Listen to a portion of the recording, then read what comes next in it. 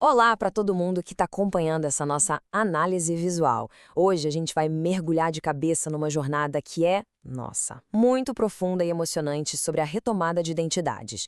O nosso foco aqui são os povos Pipipã e Pancará, lá do sertão de Pernambuco. Sabe, essa é daquelas histórias de resistência absoluta, onde a vida em comunidade, as tradições ancestrais e o próprio bioma da Caatinga se misturam para criar a força vital dessa galera. É uma narrativa incrível que os estudos históricos nos trazem e que ensina demais sobre o que realmente significa resistir e, mais do que isso, existir. Beleza, vamos direto ao ponto. Olha só essa citação do pajé Pedro Limeira. Ela traz toda a teoria acadêmica direto para a realidade, para uma experiência humana muito autêntica. Quando a gente lê os registros oficiais falando sobre demarcação de terras, parece só uma disputa geográfica, né? Mas para lideranças como o pajé Pedro, a terra é literalmente um ser vivo. É a mãe criadora de tudo. Começar por essa visão é essencial, sabe? Cria um tom de muito respeito para a gente entender por que essas raízes são tão fortes e inquebráveis. E bom, isso nos leva direto para nossa primeira parte aqui, a luta pela identidade e a resistência no Nordeste.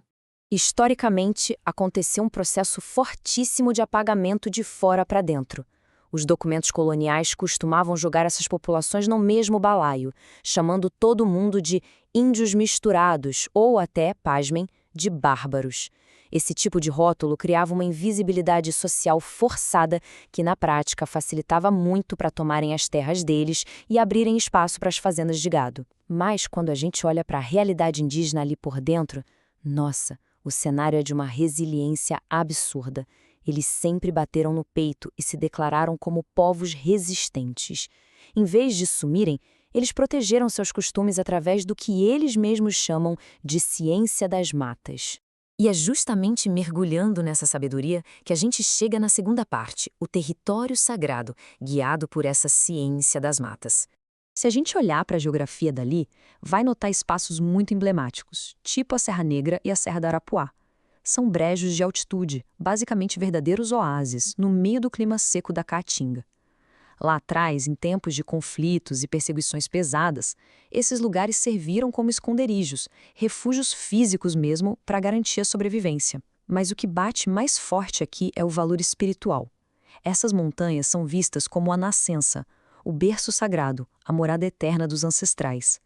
É nessas matas que vivem os encantados, que são os guias espirituais protegendo a comunidade dia e noite. E toda essa conexão absurda com o meio ambiente fica super clara nas palavras do pajé Manuelzinho Cachado.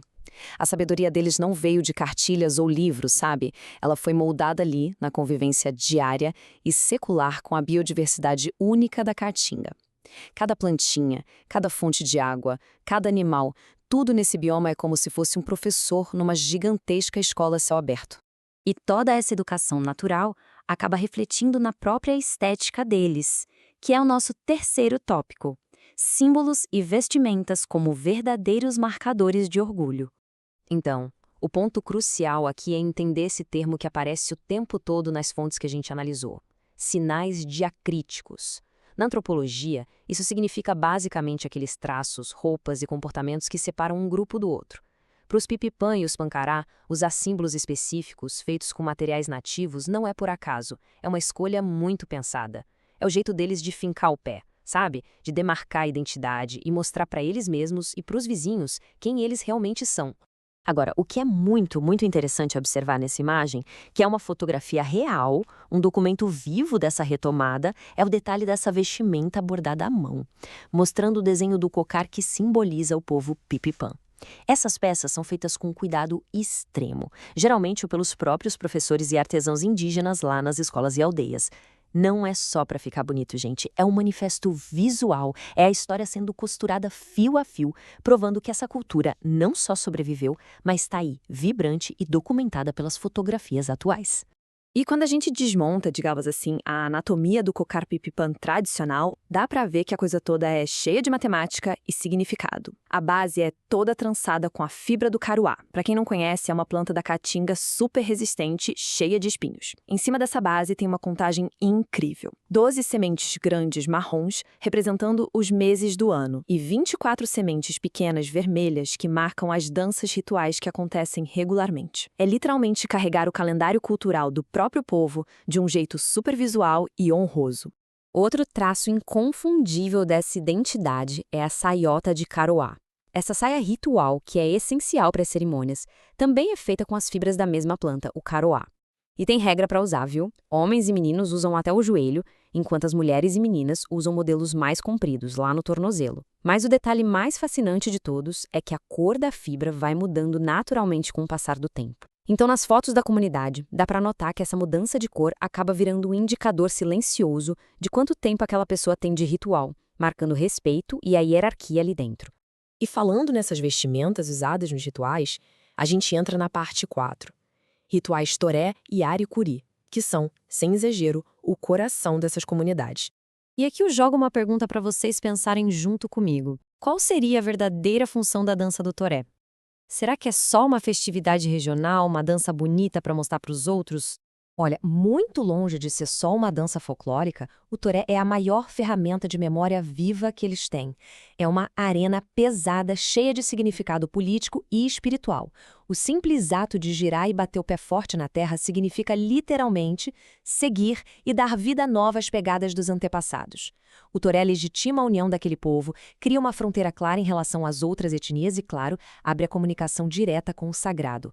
Dançar o toré hoje é gritar para o mundo que a comunidade existe, resiste e que aquela terra tem dono. E o ponto alto de toda essa espiritualidade é o ritual do Aricuri.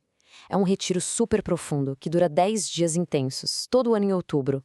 A comunidade inteira simplesmente pausa a vida nas aldeias e sobe lá para dentro da mata fechada da Serra Negra, num isolamento total. O Aricuri é guiado pelos pajés e é sentido pela comunidade como se fosse uma volta ao útero da terra, sabe? Ao ventre materno do mundo. É um momento de respeito absoluto, onde as coisas do dia a dia silenciam e só a força do sagrado ganha voz. E isso ilustra perfeitamente o tamanho da reverência que eles têm. Olha essa fala fortíssima do espirituoso Roseno sobre o Lourencinho, que é o guia espiritual, o grande dono da ciência do povo Pipipã. Ele coloca Lourencinho logo abaixo de Deus. Isso mostra que, para eles, os antepassados não são aquelas figuras paradas no tempo que a gente lê em livros de história, sabe? São presenças reais, guerreiros espirituais que eles chamam para guiar os rituais, abençoar os líderes e dar aquela força para aguentar a luta do dia a dia. O que já puxa a gente para a nossa última parte. Vamos ver como tudo isso se constrói na parte 5, educação e resistência, criando um legado para o futuro. E a resposta para manter tudo isso vivo está dentro da sala de aula ou fora dela. O contraste aqui é muito revelador. Pensa na escola comum. 4 paredes, aquele currículo padronizado igual para o país todo, cantando o hino nacional. Agora a educação intercultural deles quebra tudo isso. Durante o Aricuri, os professores sentam junto com os anciões e a floresta inteira da Serra Negra vira sala de aula para os curumins, que são as crianças e os jovens de lá. A história do próprio povo é a principal matéria. E em muitas aldeias, o ano letivo não começa com o hino nacional formal, mas sim com as pisadas fortes do toré, exaltando a cultura deles. Para fechar essa nossa análise, eu queria deixar esse pensamento com vocês. Para os povos Pipipã e Pancará, bater de frente com o apagamento histórico não é só ir para o tribunal brigar por terra. É, acima de qualquer coisa, o ato de continuar existindo.